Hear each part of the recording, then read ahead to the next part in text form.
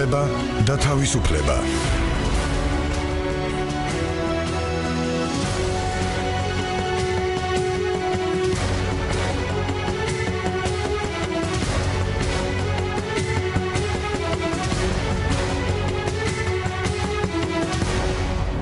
მოგესალმებით, პირველი არხი წარმოგიდგენთ გადაცემას უფლება და რადიო პირველი არხი წარმოგიდგენთ გადაცემას უფლება და თავისუფლება. მე ვარ მედეა იმერლიშვილი, მე ვიქნები თქვენთან ერთად და სტუმრებთან ერთად სტუდიაში და ვისაუბრებთ თემაზე რელიგიის ისტორიის სწავლება საჯარო სკოლებში. ახლა უკვე გაგაცნობთ ჩემი გადაცემის დღევანდელ სტუმრებს, თამთა მიქელაძე, EMC-ის თანასწორობის პოლიტიკის პროგრამის დირექტორი და არჩილ მეტრეველი რელიგიისა და რწმენის თავისუფლების მკვლევარი.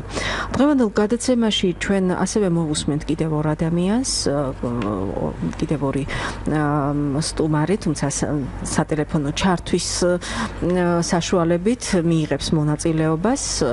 ესენი არიან საქართველოს პარლამენტის განათლებისა და მეცნიერების კომიტეტის თავმჯდომარე მარიამ და მარიამ ჩიქობავა, საქართველოს განათლებისა და მეცნიერების სამინისტროს ეროვნული სასწავლო გეგმების სამმართველოს უფროსი. ძალიან დიდი მადლობა, რომ მობრძანდით. ვფიქრობ, საინტერესო დისკუსია გაიმართება, იმიტომ რომ შეგვიძლია მოვისმინოთ თქვენი მოსაზრებები, შეგვიძლია მოვისმინოთ როგორც პარლამენტის ადამიანის განათლებისა და მეცნიერების კომიტეტის თავმჯდომარის, ასევე განათლების სამინისტროს წარმომადგენლის მოსაზრებები იმასთან დაკავშირებით, თუ რას ნიშნავს რელიგიის ისტორიის სწავლება საჯარო სკოლებში და როგორ უნდა წარიმართოს ეს პროცესი. განათლების მინისტრმა მიხეილ ჩხენკელმა საჯარო სკოლებში რელიგიის ისტორიის, როგორც არჩევითი საგნის შეტანის შესახებ განცხადება გააკეთა. მოგეხსენებათ ამის შესახებ, ვინ უნდა ასწავლოს რელიგიის ისტორია, რომელი რელიგიების ისტორიის სწავლება იგულისხმება, როგორი უნდა იყოს სახელმძღვანელოები, როდიდან და რომელი კლასიდან უნდა ისწავლებოდეს ეს საგანი და კიდევ ბევრი სხვა კითხვა უკავშირდება ამ თემას და ჩნდება ჩვენ საზოგადოებაში. გარდა ამისა, გამოითქმება აზრი, რომ რელიგიის ისტორიის სწავლება სკოლებში ხელშეუწყობს ურთიერთპატივისცემისა და ტოლერანტული გარემოს ჩამოყალიბებას.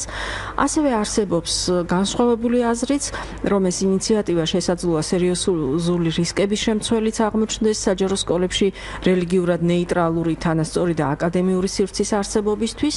აი ეს იქნება ის თემები, რომლებსაც დღეს ჩვენ ვისაუბრებთ.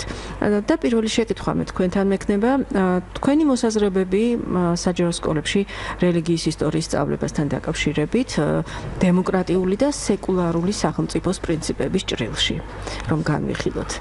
დიდი მადლობა და ძალიან ნაცნობად მნიშვნელოვანია, რომ გვაქვს საშუალება ამ საკითხზე მსჯელობის და საუბრის.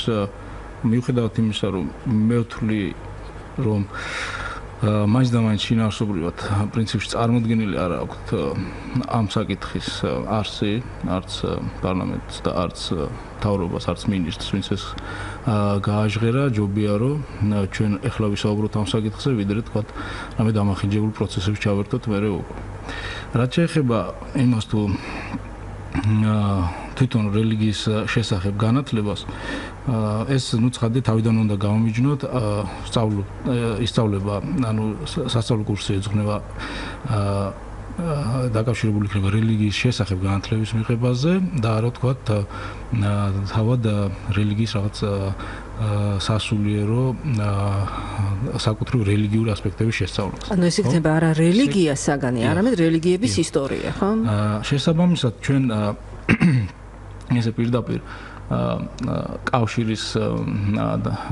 კავშირზე საუბარი იმ პრაქტიკასთან, რაც იყო ჩვენთან 90-იან წლებში საქართველოს სკოლებში, საღვთო ჯულის სწავლება, ასე ვთქვათ.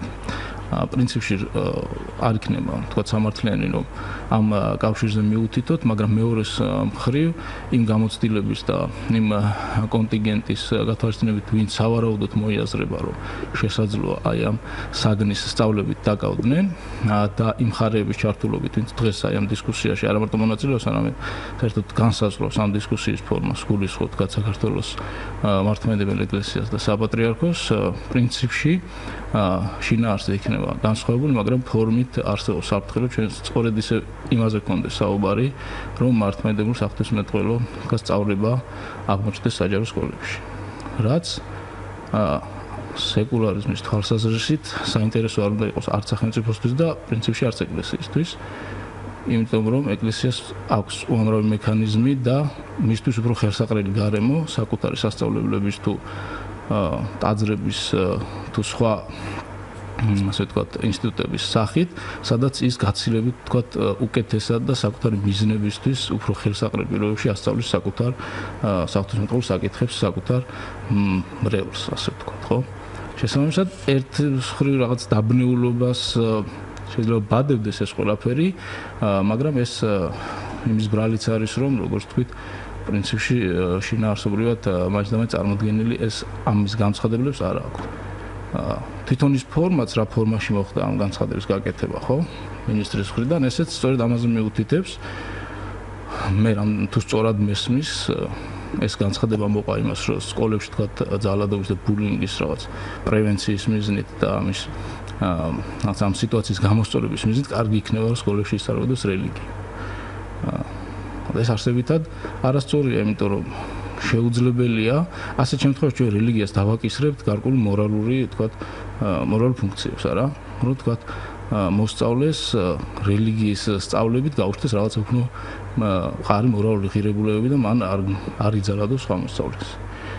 და მე მგონი ხო ყველა თანხდებით, რომ სკოლის პირდაპირი, ასე ვთქვათ, ფუნქცია არ უნდა იყოს, ასე ვთქვათ, ეს მორალური საკითხების შეტანა განათლებაში, რა. თუმცა ჩვენ ახლა რელიგიის სწავლებაზე ხომ არ ვსაუბრობთ, ჩვენ ვსაუბრობთ რელიგიების ისტორიის სწავლებაზე, რასაც შეიძლება სულაც სხვა დატვირთვა ქონდეს, ხომ? თამთა, თქვენი მოსაზრება თუ შეიძლება? მადლობა ბატონო არჩილ. მადლობა. თქვენი გადაცემა ამ თემას დაუთმეთ. მივესალმები მსმენელებს. თუ შეიძლება ცოტა ახლოს. პირველ რიგში, რასაც ხაზი მინდა რომ გაუსვა, ეს არის თვითონ ამ განცხადების კონტექსტი და მისი შინაარსი. ნამდვილად ამ ეტაპისთვის ჩვენ გვაქვს პრობლემა, რომ ჩვენ არ ვიცით ზუსტად შინაარსი, მომავალი გეგმების და არც კონცეფცია და ის მიზნები, რომელიც განათლების მინისტრს თუ სამინისტროს ჰქონდა ამ ინიციატივასთან დაკავშირებით, თუმცა ერთი შეხედვით ეს განცხადება სპონტანურად გაკეთებულ განცხადებას გავდა და თქვათ მას შემდგომი განვითარება აღარ მოყოლია თუ ზუსტად რაც გულისხმობს სამინისტრო ამ ინიციატივაში. თუმცა უნდა ითქვას, რომ აქ იმთავითვე ჩანს პრიორიტეტების პრობლემა განათლების სამინისტროს მხრიდან. ჩვენ წლების განმავლობაში ვლაპარაკობთ საჯარო სკოლებში სეკულარული, კრიტიკული, აკადემიური სწავლების პრობლემაზე. გარდა იმისა, რომ სკოლებში ძალიან ხშირად ცალკეული რელიგიური რიტუალები არის ინტეგრირებული, რაც არის ზოგადი განათლების შესახებ კანონის მოთხოვნების დარღვევა, რომელიც სკოლას აკისრებს რელიგიური ნეიტრალიტეტის ვალდებულებას, მათ შორის გრძალავს რა აკადემიური მიზნებისთვის რელიგიური ატრიბუტების გამოყენებას და ამავდროულად გრძალავს ინდოქტრინაციის, პროზელიტიზმის, ასიმილაციის, დისკრიმინაციის შემთხვევებს და პრაქტიკებს სკოლაში. ჩვენ ვაკვირდებით მათ შორის არსებული კვლევებიც ადასტურებს, რომ არა მხოლოდ რელიგიური რიტუალის და კონფესიური ნიშნები ჩანს ჭარბად სკოლებში, არამედ თვითონ სწავლების პროცესში და სოციალურ გარემოშიც შეიმჩნევა ინდოქტრინაციული პრაქტიკები, როდესაც გარკვეული ისტორიული პროცესების, სოციალური პროცესების განხილვა სწორედ რელიგიური პარადიგმიდან ხდება, თან ერთი კონკრეტული რელიგიური პარადიგმიდან და ძალიან ხშირად ისიც არასწორად. ამდენად, როცა ჩვენ ვლაპარაკობთ სკოლებში რელიგიური ნეიტრალიტეტის მნიშვნელობაზე, ჩვენ გავიაზროთ, რომ ეს ეხება არა მხოლოდ უმცირესობების დაცვის ინტერესს, რომ მათთვის ნეიტრალური და თანასწორი გარემო იყოს, არამედ თავად უმრავლესობისთვისაც, რომლებიც თქვათ ისტორიის, ლიტერატურის, ხელოვნების თუ სხვა საკითხებზე ძალიან ხშირად მხოლოდ კონფესიურ წარმოდგენებით იღებენ ცოდნას, რაც მათ შორის მათ სამოქალაქო და პოლიტიკურ ცნობიერებაზე გავლენას ახდენს. ძირითადი მოტივი სახელმწიფოსი ეს არის სკოლაში გაზრდილი ძალადობის პრევენცია და მოლოდინი იმის, რომ რელიგიის, ისტორიის და რელიგიისთან დაკავშირებული ცოდნების შეტანამ შეიძლება უფრო ჰუმანური გახადოს სკოლებში არსებული სოციალური გარემო.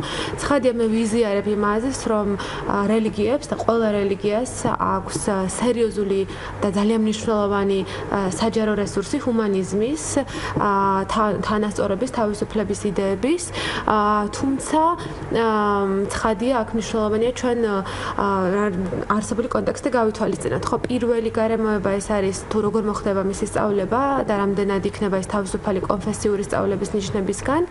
მეორე საკითხი ეს არის თავად მასწავლებლებს აქვთ თუ არა ამ საკითხების კრიტიკული და აკადემიურად ნეიტრალური სწავლების რესურსი, იმიტომ რომ რამდენად არიან თქვა ჩვენი მასწავლებლები მზად რომ მათ ისლამი, ბუდიზმი, ინდუიზმი, პროტესტანტული, კათოლიკური სწავლებები აბსოლუტურად ნეიტრალურად, ობიექტურად ასწავლონ და მეორე ყველაზე მნიშვნელოვანი საკითხი, რაც სინამდვილეში თვითონ ეკლესიასთან დაკავშირებული პოლიტიკური და სოციალური პრობლემაა.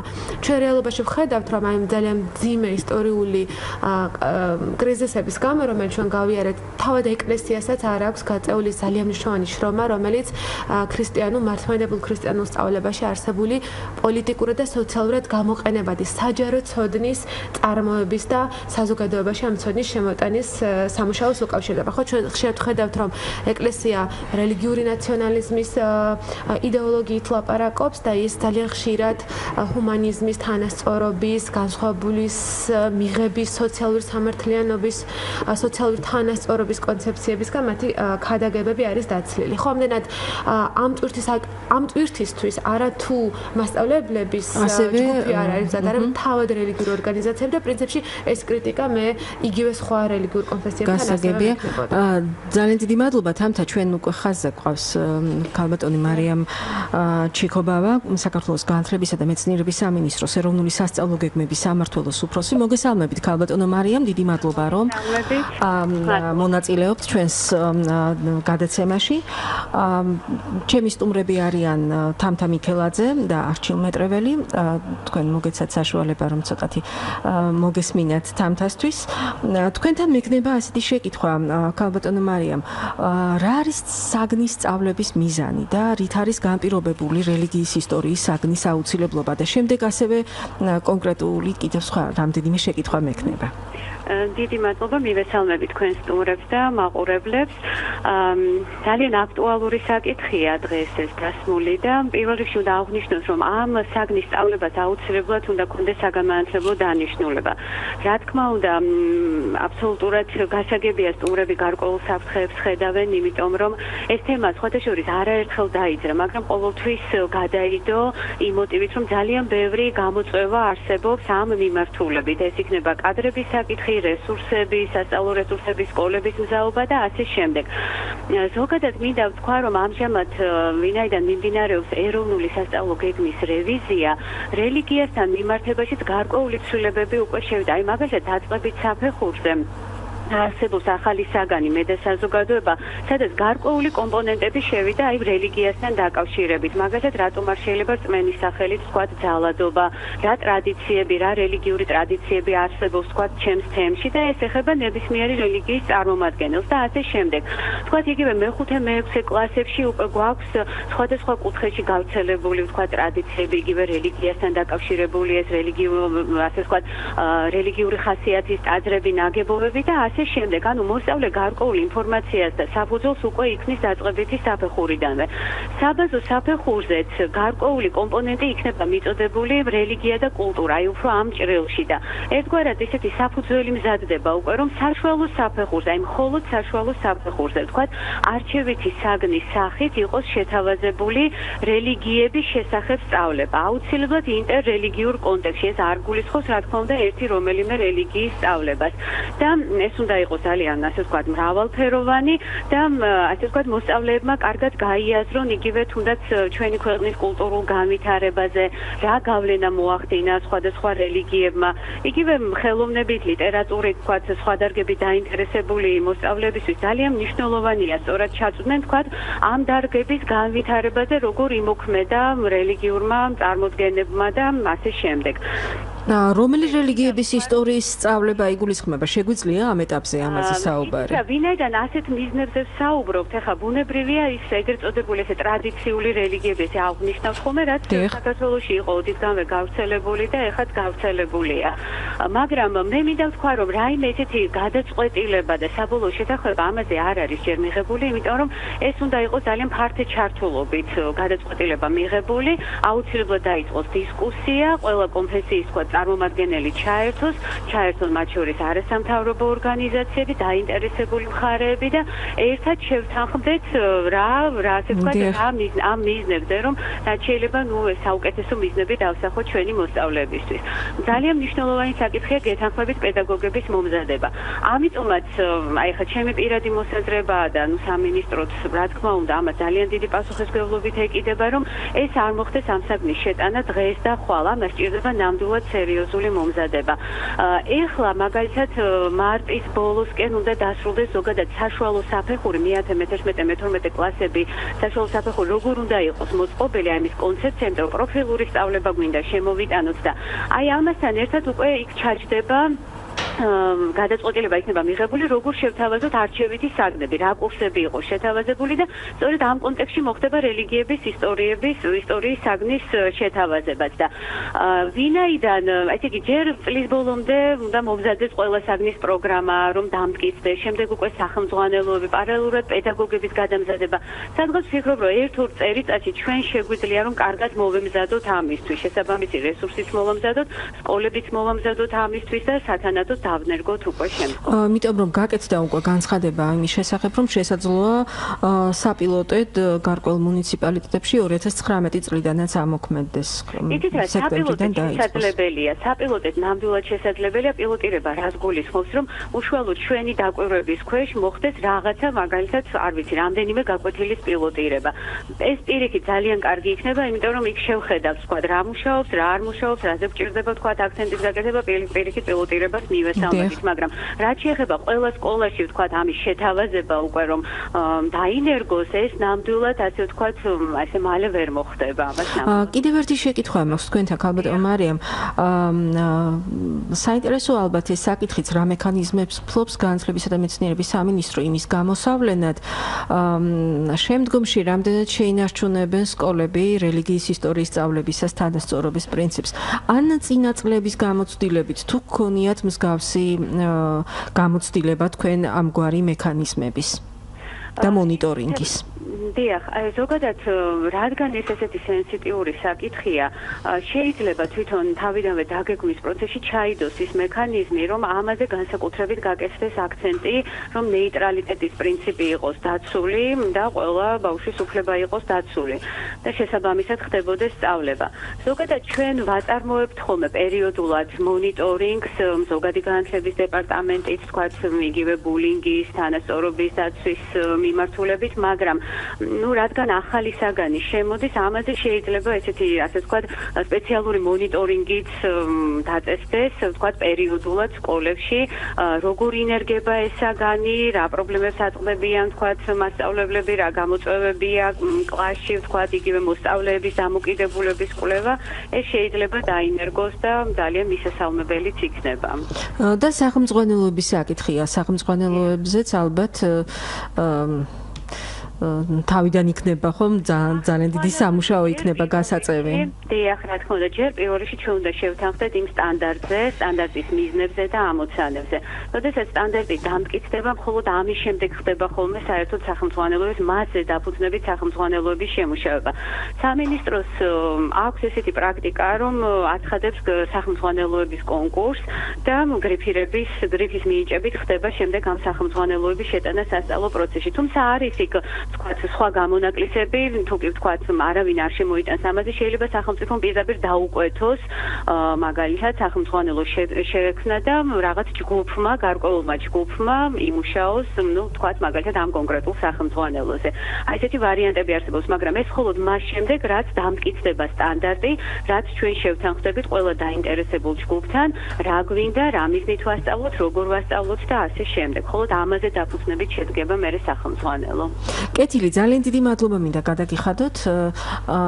ჩვენ ვუსმენდით ქალბატონ მარიამ ჩიქობავას, ნახვამდის საქართველოს განათლებისა და მეცნიერების სამინისტროს ეროვნული სასწავლო გეგმების სამმართველოს უფროს. და ჩვენ უკვე შეგვიძლია განვაგრძოთ საუბარი, ხომ არ გსურთ კომენტარის გაკეთება? პრინციპში შეიძლება გავაგზავნოთ საუბარს სწორედ იმ მომენტიდან, როცა საუბრობთ, რომ სათანადო კომპეტენციით არ არის ეს საკითხი წარმოდგენილი, ხო? ანუ საუბარს ის ხალხი, ვინც აი ამ საკითხზე ყველაზე უკეთ უნდა იყოს მომზადებული, იწყებს სწავლების ფორმებიდან, სახელმწიფოს გრიფირებიდან. ჩვენ პრინციპში ვერ მოვისმენთ და ვერანაირად ვერ მოვისმენთ, მოკლედ ეს საჭიროების შესახებ, ამ საგნის სწავლების საჭიროების შესახებ რაიმე კომპეტენტურ აზრს. და ეს არაკომპეტენტური მიდგომა კიდე ქმნის მეორე ძალიან რთულ გარემოებას, რომ ის ხალხი, ვინც პრინციპში აი ამ ადამიანს სანამ ეს თქვა თანამდებობის პირები ჩაერთვებოდნენ ამ საკითხებში, მანამდეც ვიყავით დაინტერესებული ამ საკითხებით და ეხლა რაღაც ფორმით ვაკრიტიკებთ ამ მიდგომებს, არა შეიძლება ეს ყველაფერი ისე იქნას დანახულოთ თითქოს ჩვენ რელიგიის შესახებ სწავლებას ვეცინააღმდეგებით, ან რაიმე სახით თქვა განათლების წინააღმდეგ ქონდეს რაიმე. არა, პირიქით, ხო? პირადად მე ვთვლი, რომ ეს ძალიან სასარგებლო და კარგი იქნება უბრალოდ აქ მიდგომასთან არის. მიდგომა. საკითხი და ერთს ვიტყვი, რომ ეს საკითხი ჩემთვის არ არის თქვა რაღაც განყენებული საკითხი სახელმწიფოს და რელიგიის ურთიერთობის ასპექტით, იმიტომ რომ ჩვენ უკვე ბოლო წლის განმავლობაში, ერთი წლის განმავლობაში ძალიან აქტიურად ვისმენთ ისეთ გამონათქვამებს, როგორც არის, რომ თურმე საქართველოს რელიგიის თავისუფლება არის ზედმეტად მაღალი სტანდარტით დაცული, თურმე არ გჭირდება კლასიკური გაგებით სეკულარიზმი და გჭირდება ეს რაღაც დაკურთხი სეკულარიზმი. ცოტა ხნის წინ იყო პრემიერ-მინისტრის საპატრიარქო სტუმრობისას გაკეთდა განცხადება, რომ ეს განათლების სისტემა და ეკლესია ისე უნდა დაუახლოვდეს ერთმანეთს. ესეც შეიძლება ითქვას, რომ შეიძლება წინასწარ რაღაც ჩამოყალიბებული გეგმა არ აქვს, იმეს რომ რაღაც ეტაპობრივად აი სეკულარულ ზღვარს გადავაბიჯოთ და რაღაც ეკლესიას სკოლაში და სხვა სეკულარულ სივრცეებში უფრო მყარად შემოვიყვანოთ, მაგრამ მათი მოქმედებები ამას ახალისებს და უზრუნველყოფს.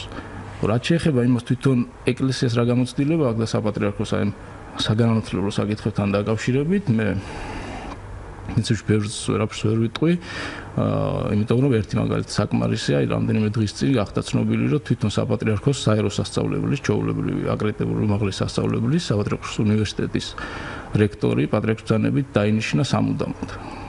აი ესეთი რამე ხდება, შესაბამისად ეკლესიას რა დამოკიდებული აქვს აკადემიურობის მიმართ, ჩემთვის აი აქ უკვე ნათელი. ამდენად რთულია ზოგადი განათლების სისტემას რომ დავუბრუნდეს და სასკოლო სივრცეს.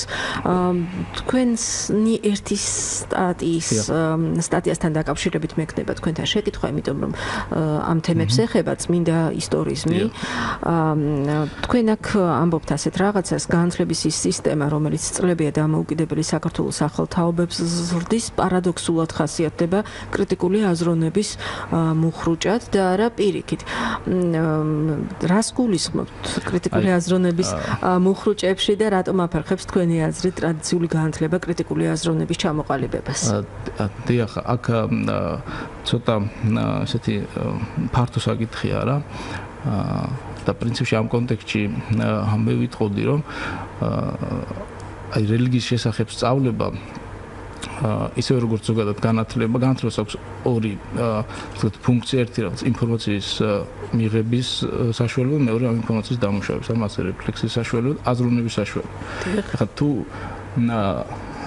ჩვენ თუ საუბრობთ იმაზე, რომ მეტი ინფორმაცია მივიღოთ რელიგიების შესახებ, ეს თავისთავად ცუდი არ არის, მაგრამ ძალიან ცუდი იქნება, თუ კი მასზე სათანადო რეფლექსიის საშუალება არ გვაქვს. ანუ წახალისებული არ არის აზროვნების, მათ შორის კრიტიკული აზროვნების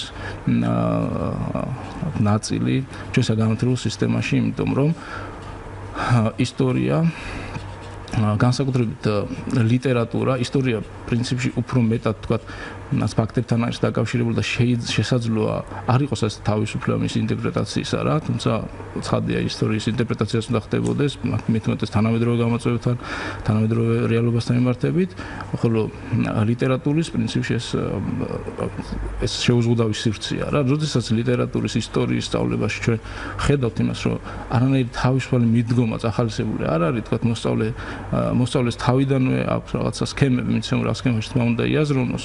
გამორიცხულია რომ ჩვენ რაღაცა მოლოდინი გქონდეს რომ რელიგიების შესახებ ინფორმაციის მიწოდებისას მას ეს თავისუფლება მიეცემა. ან რომ მიეცეს ეს თავისუფლება აპარატი და მზაობა რამდენად არის მოსწავლეში მაშინ. დანარჩენი სისტემა ისე მოწყობილი რომ მას შესაძლებლობა არ ექნება ამის. ახლა თუ იქნება საშუალო კიდე მინდა ვთქვა რა კეთილი მიზანი შეიძლება ქონდეს ზოგადად რა მიზანი და რა სეკულარული მიზანი შეიძლება ქონდეს თქვა რელიგიების შესახებ სწავლებას ამაზეც რამდენიმე სიტყვით რა თქმა უნდა დიახ ესე იგი ჩვენ პრობლემა არის იმ მხრივ დანახულოთ თითქოს ჩვენ რაღაცა მეტ ინფორმაციას უნდა გავიგოთ რელიგიების შესახებ ისე რომ გავემეოროთ რა რელიგიების შესახებ ინფორმაცია ძალიან კარგია, ჩვენ რა რელიგიურ საზოგადოებაში ცხოვრობთ და რელიგია ახლა როგორი სეკულარული უნდა იყოს საზოგადოება და სახელმწიფო ადამიანის ცხოვრებაში უმნიშვნელოვანესია თემის გარესამყაროს აღწევს ურთიერთობებს და ამიტომ ურთიერთობებში ეს ძალიან მნიშვნელოვანია კულტურის თქვათ საკითხების შესასწავლად და ასე შემდეგ მაგრამ როდესაც ჩვენ საუბრობთ რომ განათლება რელიგიის შესახებ ხელი უნდა შეუწყოს შემწყნარებლობის და ტოლერანტობის კულტურის გაძლიერებას აქ გვავიწყდება ერთი რაღაც რომ ტოლერანტობის კულტურას ქმნის არა ის მე რამდენად კარგად ვიცი სხვა რელიგიებს რამდენად კარგად ვიცნობ რამდენად არის ჩემში თქვათ მიმღეობა განსხვავებულის მიმღეობა აი სწორედ რელიგიის თავისუფლების მეორე ასპექტით ზოგადად რწმენის ასპექტით ყარდება იმიტომ რომ რელიგია ეს არის გარკვეული იმპერატივის ქვეშ თქვათ აზროვნება იმპერატივთან კავშირი და შესაბამისად ახლა ვერავინ ვერ მოთხოვს ადამიანს რომ კონდეს ერთნაირი დამოკიდებულება საკუთარ რელიგიურ წამსა და სხვა რელიგიურ წამსის მიმართ მაგრამ როდესაც ადამიანმა ზუსტად იცის რომ საკუთარ რელიგიური წამსი დოქტრინის გარდა რწმენის აქტსაც მოიცავს, ანუ მის პასუხისმგებლობით დამოკიდებულებას ამ რელიგიის მიმართ, აი მაშინ ის რა თქმა უნდა, ის ღიაა და ის იღებს სხვა ადამიანებსაც, რომელსაც განსხვავებული არჩევანი აქვს, მაგრამ იგივე რწმენის აქტია მაშინ შესრულებული. და აი ტექსტში რომელიც თქვენ გაიხსენეთ, მე სწორედ ამაზე ვაკეთებდი აქცენტს, არ ვიცი როგორ ჩანს, რომ ჩვენ ისტორიულად გვაქვს ამის პრობლემა, ქრისტიანობა საქართველოში დამკვიდრების დღიდან დამკვიდრდა როგორც სახელმწიფოს გადაწყვეტილება პოლიტიკური პრინციპში ძალიან კარგი სახელმწიფოს თვალსაზრისით სახელმწიფოსთვის ნიშნავდა რაღაც დასავლურ თქვათ ორიენტაციას ბიზანტიასთან კავშირს მაგრამ საკუთრივ რელიგიისთვის თამთა რასაც გულისხმობდა რომ თქვათ თვითონ რელიგიას არ აქვს რაღაც რეფლექსი საკუთარ საგანმანათლებლო პასუხისმგებლობაზე ასე ვთქვათ, მოკლედ თვითონ არ აქცევს თავის თავს ყურადღებას, აი ეს რეალობა შეიქმნა ისტორიის მანძილზე, რომ შემოსვლის დღიდან, დამკვიდრების დღიდან ქრისტიანობა დავკვიდრა როგორც სახელმწიფოს იმპერატივი და შესაბამისად საზოგადოებაში არ გაჩნდა ვთქვათ ისტორიული გამოცდილება არ ჩამოყალიბდა, რომ ეს რელიგიური იდენტობა მოიპოვა შენ თვითონ. ეს არის რაღაც თავისთავად მოცემული. მე ამას დავუკავშირდა შენი ეთნიკური წარმომავლობა და ცხადია ეთნიკურობის ვერც შეცვლილ და ვერანაირი დამოკიდებულება ვერ გექნება. ხო და როცა რელიგიაც ესე სტატიკური მოცემულობაა შენთვის რომ ხარ ქართული და ხარ მართლმადიდებელი, აქ შენი პასუხისმგებლობა, შენი პირადი რწმენის აქტი და ეს ყველაფერი გამორიცხულია. ცხადია ვერ იგებ სხვა ადამიანის არჩევას, რომელმაც ეთნიკურობას არ გულისხმობს, აი რელიგიასთან დაკავშირებით საკუთარი ძიებით ასე ვთქვათ, რაღაცა სხვა ჭეშმარიტებას მიაგნო მისთვის, უფრო მისაღებს, უფრო არგუმენტირებულს. და ეს რატომღაც არის მიუღებელი, მაშინ როდესაც პირველად მნიშვნელობით ეკლესიისთვის და ნებისმიერ რელიგიური ინსტიტუტისთვის პირველად მნიშვნელობის უნდა იყოს, რომ მისი მრევლი იყოს აი შეგნებული მორწმუნე თვალსაზრისით, რომ აი რწმენის აქტით წახალისებული იყოს მასში და ცოდნათ საკუთარი დოქტრინის შესახებ. და როდესაც მთლიან საზოგადოებაში აი ესეთი მდგომარეობა დაიკვირვება და არის ხო მე არ ველი რომ აი განათლების სამინისტროს ან პარლამენტის განათლების კომიტეტს სრულყოფილად აქვს წარმოდგენილი ეს ყველაფერი, ან თუ წარმოდგენილი აქვს ეს იცის რომ 2019-დან საპილოტად შეგვიძლია ჩვენ ამის გადაწყვეტა დავიწყოთ რაღაც საპილოტე ფორუმი. ამიტომ იწევს თქვა ჩვენს ასეთ კრიტიკულ დამოკიდებულებას ეს საკითხი, თორე თავისთავად კიდევ ერთხელ დავაზუსტებ, რა თქმა უნდა რელიგიის შესახებ განათლება აუცილებელია და მათ შორის დიდი წილი და პირველი ნაწილი თქვა აი საგანმანათლებლო პროცესი უნდა ეთმობოდეს სწორედ აი რწმენის თავისუფლების ნაწილს, ზოგადად რელიგიის ფენომენს და ასეთ ნეიტრალურ საკითხებს, რომელიც წაახალისებს სწორ დამოკიდებულებას მოსწავლისა რელიგიების მიმართ. როდესაც აზროვნება იქნება სწორი, შეძლებს მე ნებისმიერი ინფორმაციის გადამუშავებას. კეთილი, ძალიან დიდი მადლობა. ანუ მხოლოდ ინფორმაციის მიწოდება არ არის სხვადასხვა რელიგიის და კონფესიის შესახებ, არ არის საკმარისი ტოლერანტული გარემოსთვის და ურთიერთპატივისცემაზე აგებული გარემოს შესაქმნელად. ხომ თამთა თქვენი ხომ არ კიდევ კომენტარი გააკეთოთ განათლების სამინისტროს წარმომადგენლის. რამდენიმე გარემოებას აბსოლუტურად ვეთანხმები არჩილს საჯარობის დასაბუთებულობის პრობლემაში. სახელმწიფო ვალდებულია, როდესაც ის ფიქრობს გარკვეული რესურსების მობილიზებას თუ პროგრამების შექმნას დაასაბუთებს ამის სოციალური საჭიროება და ის იმ თავით უნდა საჯარო სეკულარულ ლეგიტიმურ მიზანს უნდა ემსახურებოდეს. ხოლო საუბარი იმაზე, რომ თქვათ იგივე ძალადობის, ბულინგის პრევენციას ხელშეუწყობს ამ საგნის შეტანა ცხადია, რომ ეს ასე არ არის, იმიტომ რომ ამ კუთხით სახელმწიფოს ძალიან ბევრი მიმართულებით აქვს სამუშაოები გასაწევი, მათ შორის ძალადობის პრევენცია, ბულინგის პრევენცია, სკოლაში უფლებრივი გარემოს გაძლიერება და მათ შორის მონიტორინგის გაძლიერება სკოლებში. ამდენად ცხადია, რომ თქვათ ეს საშუალება, თავისთავად მიზანი შეიძლება სწორია, მაგრამ ეს საშუალება ვერ მიაღწევს ამ მიზანს და იმ თავით არის გამოუსადეგარი. მეორე საკითხი, როდესაც მათ შორის საერთაშორისო ორგანიზაციები, ადგილობრივი ორგანიზაციები ვუთითებთ სკოლებში არსებულ სერიოზულ პრობლემებს და რომელიც მრავალ დონეზე არსებობს, ერთის მხრივ არსებობს სწავლების პროცესში, რომელიც როგორც გითხარით, სწორედ კრიტიკული მეცნიერულ აზრს ართავაზობს და ამის ნაცვლად ხშირად დაღმახინჯებული რელიგიური დოქტრინებით აკეთებს მნიშვნელოვანი პროცესების ინტერპრეტაციას, რაც არსებითად კვალიფიკაციას ებრის. მეორე მხრივ არის პრობლემები სახელმძღვანელოებში, სადაც ძალიან ხშირად ეს არის ისტორიის, ლიტერატურის და ასე შემდეგ, სადაც წაშლილია და სათანადოდ არ არის წარმოჩენილი ის კვალი, მათ შორის ის სოციალური, პოლიტიკური, ფილოსოფიური, ლიტერატურული მნიშვნელობა, რომელიც სხვა რელიგიებმა საქართველოში თუ სამყაროში შემოიტანეს. ამავდროულად პრობლემურია თვითონ უფლების დარღვევის ინდივიდუალურ ფაქტებზე რეაგირების პრობლემაც და ზოგადად მონიტორინგის პროცესი. წეგან განათლების სამინისტროს თანამშრომელმა ახსენა, რომ ჩვენ ზოგად მონიტორინგს ვაკეთებთ, ამ მონიტორინგში უფლებრივი მდგომარეობის, მათ შორის თანასწორობის თუ რელიგიური ნეიტრალიტეტის შემოწმების ხარისხი არის ძალიან დაბალი. ამდენად, როდესაც ჩვენ წლების განმავლობაში ვთანხმდებით იმაზე, რომ მნიშვნელოვანია სწორედ სეკულარიზაციის მიმართულებით განათლების სისტემაში ნაბიჯების გადადგმა, დღეს პრიორიტეტად ამ საკითხის დაყენება სრულიად ამოვარდნილია, ასე ვთქვათ, კონტექსტის ანალიზიდან და კიდევ ერთხელ აჩვენებს პოლიტიკურ ნებას, რომ სამინისტროს ნაცვლად იმისა, რომ სკოლებში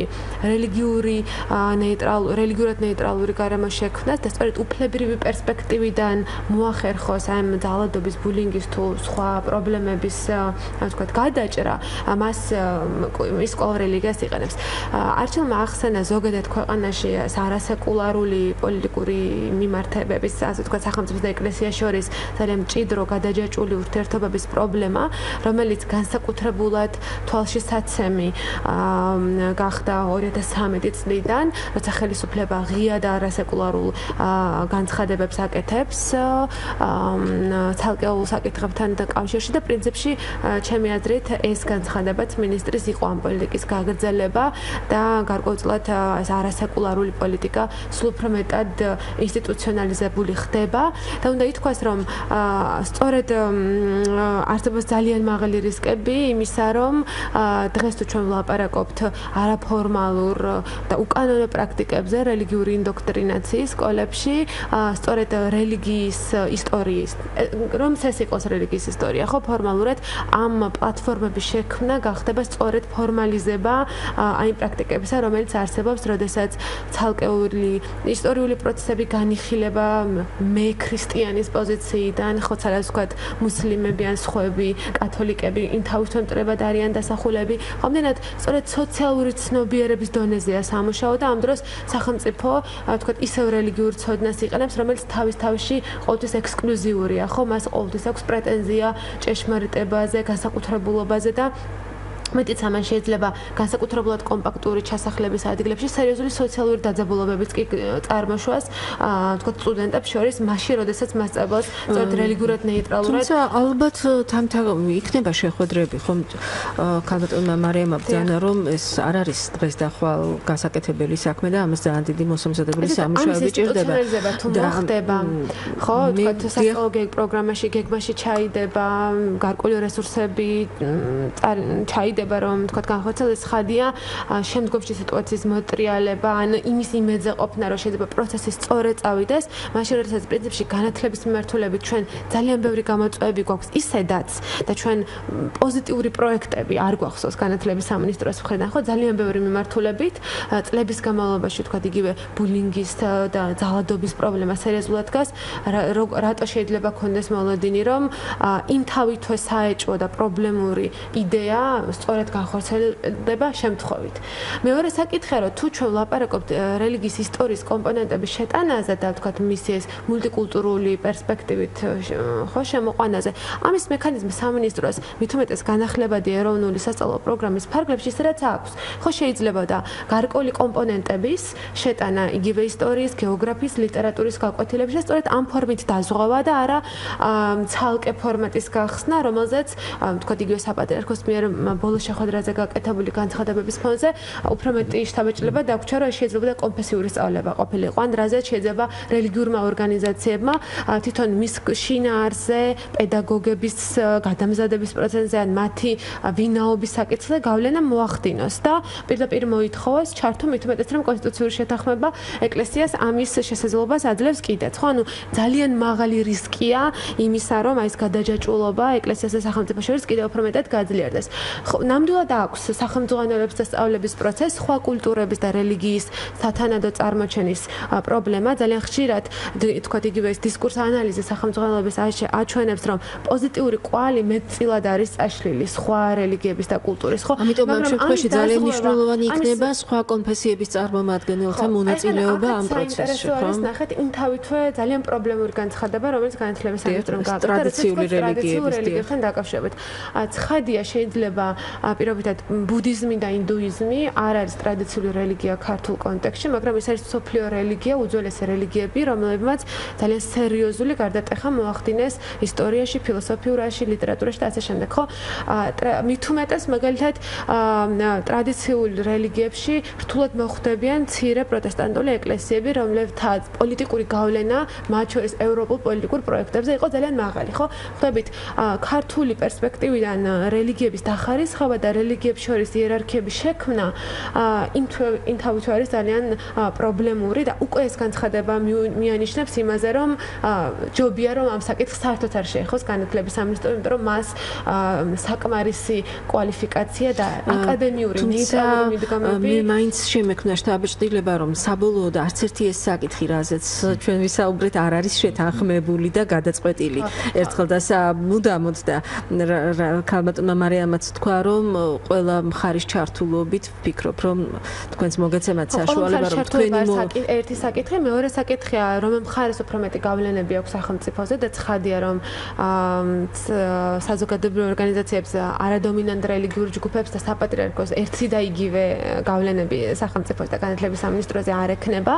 ამდენად მე ვფიქრობ კიდევ ერთხელ გავიმეორებ იმ გარემოებას, რომ თვითონ პრიორიტეტებში არის სერიოზული აცდენა. ნაცვლად იმისა, რომ დღეს მინისტრს ელაპარაკა უფლებრივი მდგომარეობის გაუმჯობესებაზე, სამოქალაქო ცნობიერების გაძლიერების აუცილებლობაზე, სოციალური მგრძნობელობის გაძლიერების აუცილებლობაზე, სამინისტროს მიერ სეკულარული პოლიტიკის და რელიგიური ზოგადი განათლების შესახებ კანონის პრინციპების და სტანდარტების დამკვიდრებაზე სასკოლო გარემოში, ის სრულიად სხვა პლატფორმიდან იწყებს პრობლემასთან ბრძოლას, რომელიც საერთოდ არ პასუხობს იმ გამოწვევებს, რომელსაც ამ თემაზე მომუშავე ორგანიზაციები, თქვათ იგივე საერთაშორისო ორგანიზაციები ასახელებენ. ამდენად ნამდვილად მე ვფიქრობ, რომ თვითონ ისიც რომ დღეს სამინისტრო საკმაოდ მომზადებელია და ფრაგმენტულად და მომავლისთვის რაღაც სამომავლოდ ლაპარაკობს ამ საკითხზე, მიანიშნებს იმაზე, რომ ეს აბსოლუტურად სპონტანური განცხადება იყო, რომელიც მეტწილად სწორედ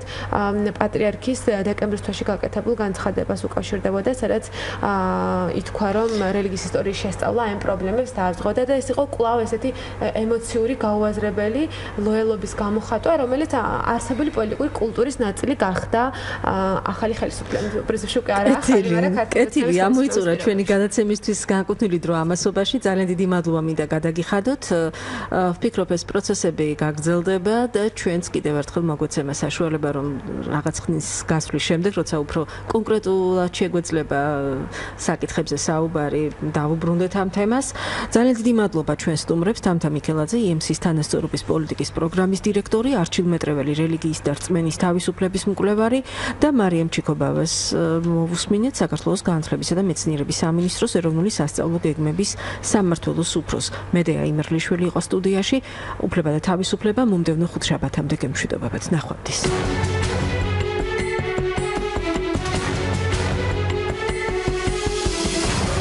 უფლება და თავისუფლება.